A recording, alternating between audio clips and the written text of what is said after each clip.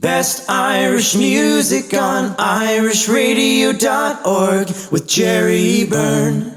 Irish Radio, I'm Jerry Byrne. I've got online a lady who took part in a great initiative when a group of strangers came together and they wanted to do something good for those who weren't exactly doing well in life. On living on the streets, etc., etc. It was called Irish in London Action Against Hunger, and a lady who's involved in that, I'm delighted to say hello, and great to have you along, and that's Janel Matthewson. Janet, how are you doing? Hello. Janet, listen, tell me this, how did all this come about? To be honest, it was as simple as a notice on Facebook, the Irish in London group. A fellow called John Ryan posted something about helping those less fortunate, and I couldn't scroll by. My day job, I work in the charitable sector, and I knew that I could help, so it was that was it. The ball started rolling and it didn't stop. Right, excellent. Sounds good. Now tell me, what exactly did you do? How did you go about it? So the first thing we did was set up a GoFundMe page, or a Just Giving page, to try and get some funding in. There was a few Irish contractors that had said that they would be happy to give some funds towards it. So we set about sort of raising the funds and then seeing how much we had and what we could do. We know that living on the streets isn't easy. We know quite often people lose their belongings. So not only did we set about sorting food, but we also wanted to get some fresh pieces of clothing, some jackets, rain jackets and T-shirts and underwear and socks, that type of thing. So it was a case of calling on my charitable contacts to get a good deal, which we did, and then we formed a steering group and we just sat down, had a chat and decided that we were going to give it a go and see what happened. And the rest, as I say, is history. We went out in June, on the 12th of June. Sam Maguire's Kitchen, which is a mobile catering unit, came out with us. We didn't really know what to expect because none of us had been involved before. But I have to say it was a humbling experience. It was really good because we spent our time having a cup of tea and chatting to people. And I think that was the beauty of it, because one of the guys that we chatted to said that it was nice to be treated like a human being for once, because I think people don't know what to say to someone that's homeless. And I think there is also, people can be a little bit biased and think, well, what have they done to get themselves there? But I think that the story is, my grandmother used to say, walk a mile in my shoes. And I think that's the thing. You walk a mile in someone else's shoes and then you'll know how they're coping. And I think it is about having that empathy. Indeed. Now, I believe you give out, rucksacks sort of filled with the likes of the socks, food, snacks, etc. Yeah. So we gave out some food on the night.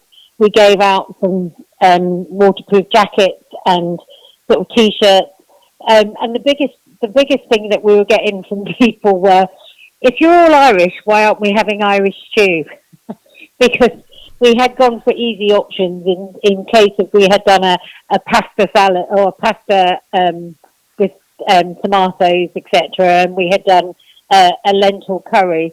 But the biggest disappointment for people was the fact that we hadn't got Irish stew.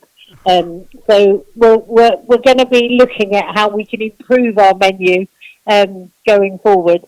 But I think there's probably between 6 and 10 of us that are involved in the sort of core team, and then we've got people coming forward all the time saying that they'll help and they'll volunteer.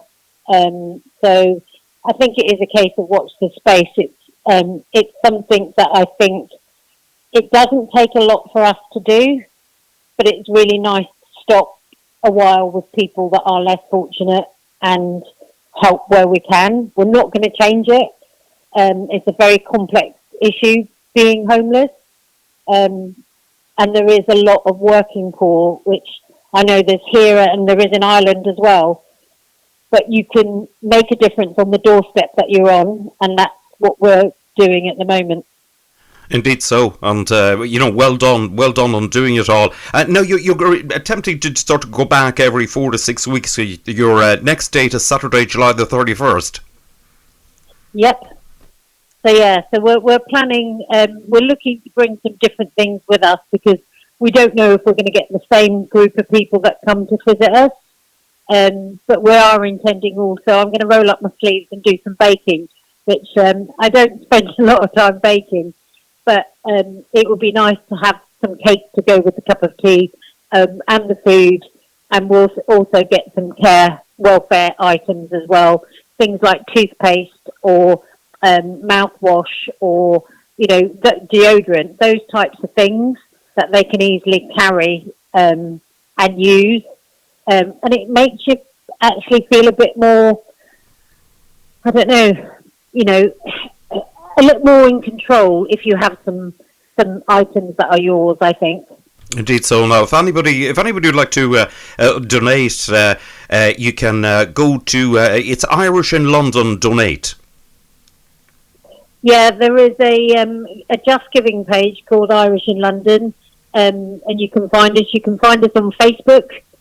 We've set up Irish in London Action Against Hunger because we just wanted to tell the story. There's some lovely stories of people. We had two teenagers helping us out on the night, and they were absolutely brilliant, chatting away to people, and it was really good to see. And I think it gives us a better understanding of there for the grace of God go I or you, because nobody knows how your life is going to turn out, and things can certainly derail you. Indeed so. Well, listen, well done to yourself on it, and all the rest of the crew. It's absolutely fantastic, and something which, no doubt, in the trying times that we've got at the moment, is undoubtedly very welcome. And so, if anybody would like to help out, if you go on, it's Just Giving, and go to Irish in London Donate, and you can do it there. Also, there's an email, irishinlondon at irishinlondonhelp@yahoo.co.uk as well. Janet, listen, well done to yourself and everybody else involved in the project. It sounds absolutely fantastic. No, and thank you for showing an interest. I think it doesn't have to be, people don't have to give fortunes. The price of a cup of tea or a cup of coffee, put it all together and we can do something really special for people that are certainly less fortunate than ourselves. Indeed. Janet, thank you very much for speaking to me. Thank you so much, Sherry. Take care.